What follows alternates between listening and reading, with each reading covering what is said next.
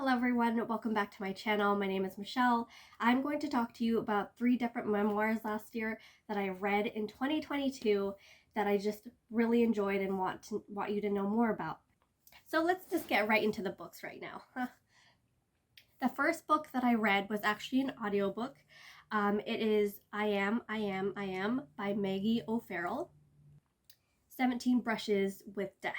Now what I took with Maggie O'Farrell's take on 17 Brushes of Death is just the difficulties of being a woman. Now, I don't like genderizing problems, but I know that the reason why I really enjoyed this book was I really felt for her in a lot of the situations. A lot of the times she was in near-death experiences because she was not taken seriously. And unfortunately, I feel like that's a very common thing. One of the encounters she talks about, she had a bunch of miscarriages. She had fertility issues, and I believe there's something with her uterus. And she finally conceived and was in the hospital to give birth to her first child. She tells the doctors and the nurse about her history, and she gets all these documents from all these different doctors. And she warns the doctor about like having a vaginal birth because of like her condition. The doctor basically brushes it off and says, I'm a doctor, I know what I'm doing, I've seen different cases, like I don't see what's different about yours. She goes into labor and lo and behold, she almost dies from bleeding out. And she was right about the vaginal birth and that she should have had a C-section, etc. Another story that she talks about is, so it's night and she's walking and she hears footsteps behind her and she kind of turns to like look. There's a man quickly approaching her, so she starts walking faster. He catches up and he starts talking to her about, hey, have you seen like these animals over there? It's kind of far away, and he has like binoculars with like a strap on his neck, right? And he's telling her, hey, like, why don't you look in these binoculars? And he puts binoculars around her neck.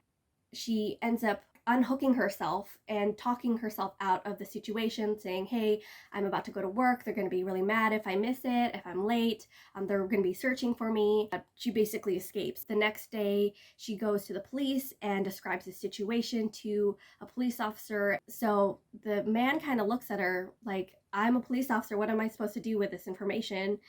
You don't have a description of this person. You're wasting my time. I can't believe you're talking to me about this situation and you don't have any information and no weapon was involved. And time passes and she's called in by a police officer at her work near where she was almost strangled. The police officer is like, hey, yeah, we heard about your report. There was another crime recently where a woman was strangled in the same area where she reported the crime. Police officer is like, oh, why, what did he have on? Like, what happened in that interaction?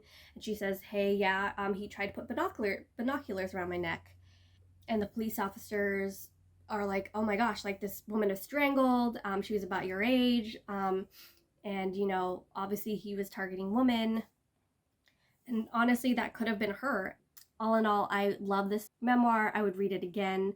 The second book you probably heard of. It is I'm Glad My Mom Died by Jennette McCurdy. Now this book was everywhere in the media. It was really difficult to just buy a copy of the book.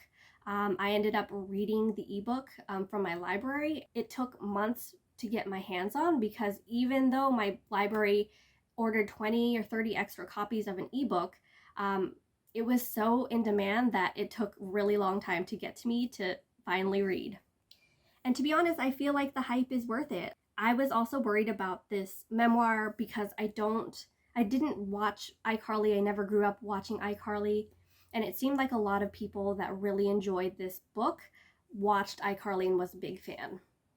I'm happy to report that's not a really important aspect of this book, but honestly, you don't have to watch the show or understand anything from the show in order to really enjoy this memoir. So Jennette McCurdy's main thing in this book obviously is about her mom and just how her mom was emotionally abusive, how she fell underneath that spell, how she grew up in that situation. Now that's not necessarily particularly unique. However, the uniqueness, I believe, is where Jennette writes almost as if she were a kid and experiencing emotional abuse from an innocent 6-year-old growing up with that, defending the horrible actions of her mother. All she knows is to just be a really good daughter.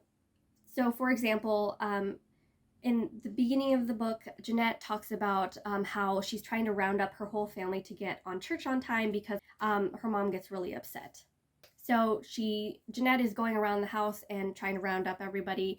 Her brothers are eating cereal and they're getting everywhere and it's messy, but they're also eating very slow. So she tells them to hurry up, we need to get it to church on time. Her grandma and grandpa are using the bathroom, which stops her brothers from showering. So she kicks them out so that the brothers can get into the shower so they can get washed up for church.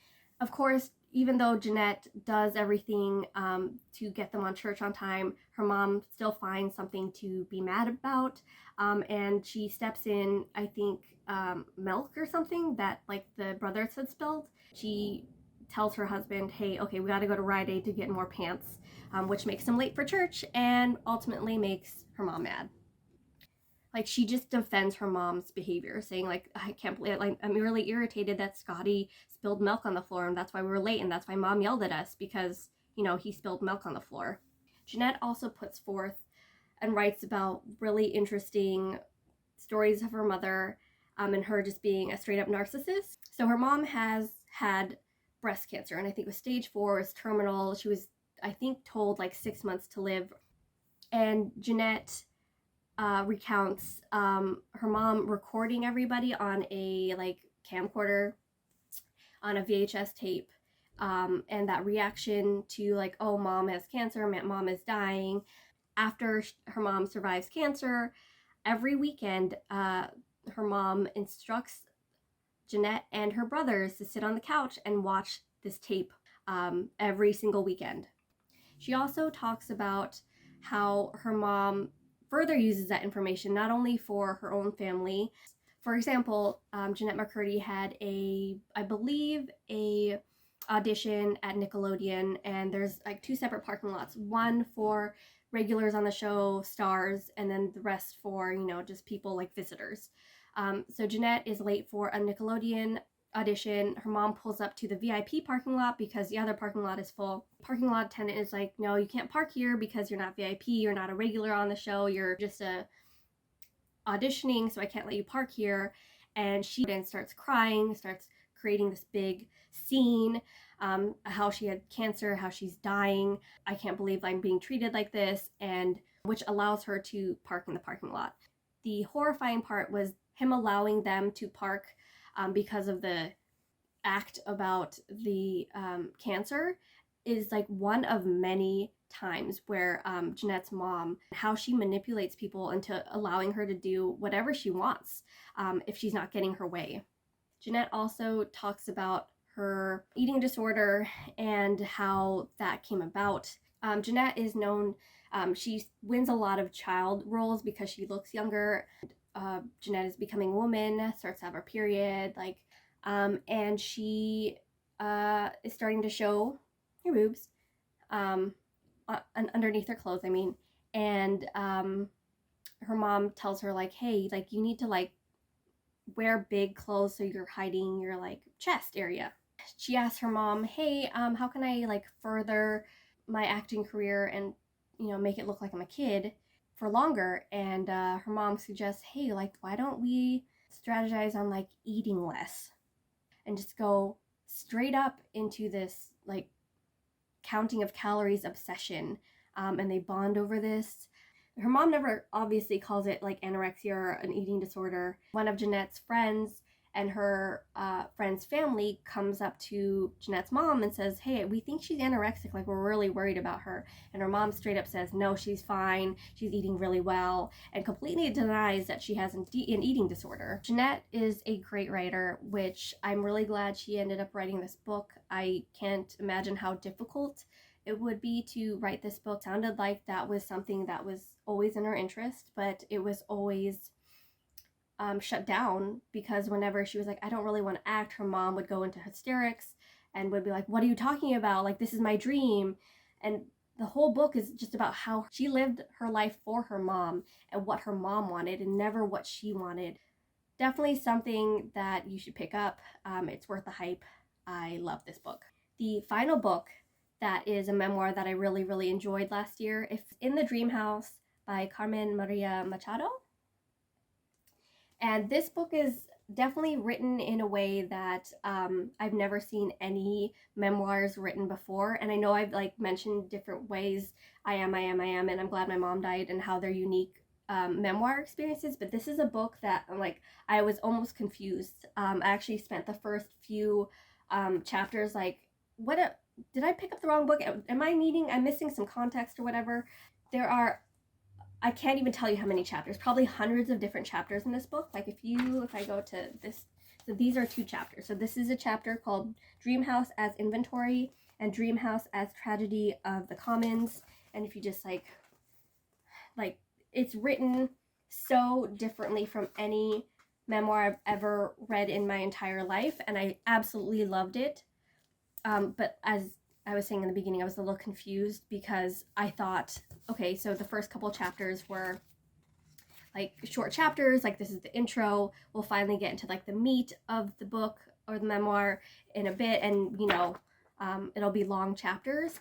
That kind of doesn't really happen at all, and I loved it for that, but it confused me at first because I didn't know that was going to happen. So In the Dream House is about Carmen's story of domestic abuse in a same-sex relationship. Now, that sounds almost obvious. Not the domestic abuse, but just domestic abuse in general. Like, I shouldn't have to say in a same-sex partnership, right? But I think the biggest takeaway from the book was that abuse is abuse. And not only does she give horrifying snippets of her life in a non-chronological order, which I loved, she also talked about how this story of same-sex abuse in same-sex relationships is almost changed and manipulated in mainstream media. She gives accounts of movies, of books, and different things where the media changed the way the story was told to be more heterosexual relationship. And I think that was a lot of the horrifying part, just hearing how the media changes like abuse, and they make it seem like almost a heterosexual thing when abuse is abuse. It happens in every single relationship. Further, there are like really interesting ways that Carmen writes in her story, in her memoir, just about different things that happened in her life. Like if you look at these 2 pages, like this chapter is a sentence, and I'll read it to you. Bloomington, even the name is a promise. Living, unfurling, soft in your mouth. And that's a whole chapter. Like you're taking all of these little pieces and putting it together in your own way instead of like it being a normal linear chapter from birth to death or birth to present time.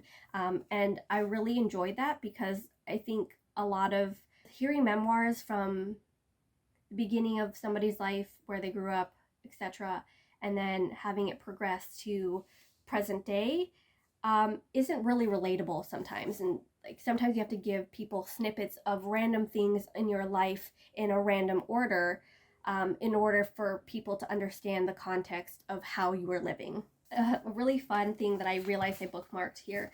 Carmen did a choose your own adventure in the middle of the book. What happens is that she wakes up and like, oh, it's a new morning and I'm waking up next to my partner. And her partner complains, "You were moving all night," she says. "Your arms and elbows touched me. You kept me awake." And the different choices are, if you apologize profusely, go to page 163. If you tell her to wake up next time your elbows touch her in your sleep, go to page 164. If you tell her to calm down, go to page 166. And the funny part is, these all lead to the same reaction. The reaction of her abusive partner is like, it's your fault that I can't sleep. And I love that in every aspect, no matter what story you choose, no matter what action you take, it still leads to abuse. I really want to reread this book and do a reading vlog. So if you guys are interested in that, I would love to read along with you guys if you were interested. So please leave a comment below if you would like to reread it with me or read it for the first time. I think out of all 3 memoirs, this is my favorite memoir. So anyway, those are my 3 books that stood out as memoirs last year. If you would like more content day to day, my TikTok is She Loves Cilantro, one word, and then cilantro is with a 0. My Instagram is She Loves Cilantro. Also, is it? Oh, She Loves Cilantro. I think so.